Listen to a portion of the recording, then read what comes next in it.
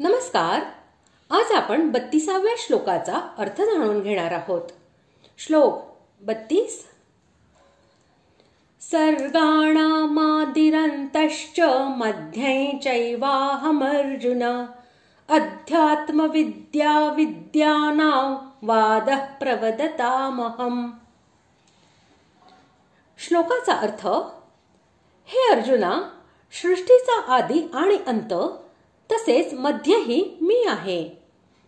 मी विद्यांतील ब्रह्मविद्या आणि परस्पर वाद करणाऱ्यांमध्ये तत्वनिर्णयासाठी केला जाणारा वाद आहे.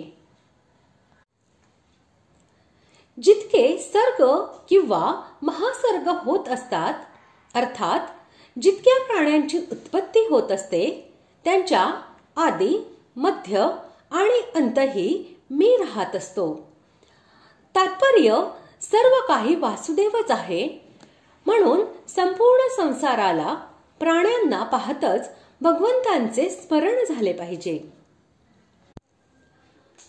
अध्यात्मविद्या म्हणजे ब्रह्मविद्या, जिचा आत्म्याशी संबंध आहे, जी आत्मतत्व प्रकाशित करते आणि जिच्या प्रकाशाने अनायासेच ब्रह्माचा साक्षात्कार होतो, अशा विद्येला अध्यात्मविद्या म्हणजे ब्रह्मविद्या असे म्हणतात.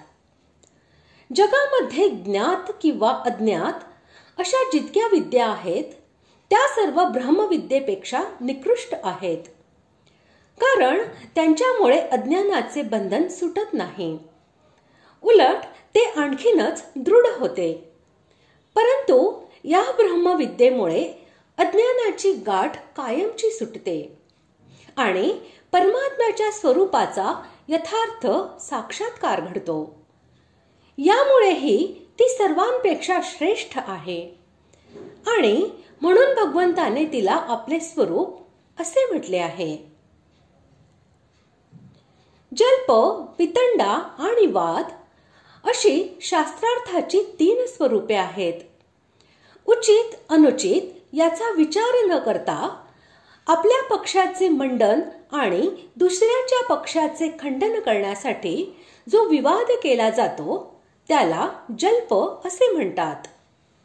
फक्त दुसऱ्या पक्षाचे खंडन करण्यासाठी केल्या जाणाऱ्या विवादाला वितंडा असे म्हणतात आणि जो तत्वनिर्णयाच्या उद्देशाने शुद्ध बुद्धीने केला जातो, त्याला वाद असे म्हणतात. जल्प आणि वितंडा यांमुळे द्वेष, क्रोध, हिंसा आणि अभिमान इत्यादी दोषांची उत्पत्ती होते आणि वादाने सत्याचा निर्णय करण्यास व कल्याण साधन करण्यास मदत मिळते. जल्प व वितंडा हे त्याज्य आहेत व वाद हा गरज असल्यावर ग्राह्य आहे. या वैशिष्ट्यांमुळे भगवंतांनी वादाला आपली विभूती असे म्हटले आहे. अशा प्रकारे आज आपण 32व्या श्लोकाचा अर्थ जाणून घेतला. पुढील भागात आपण 33व्या श्लोकाचा अर्थ जाणून घेणार आहोत. धन्यवाद.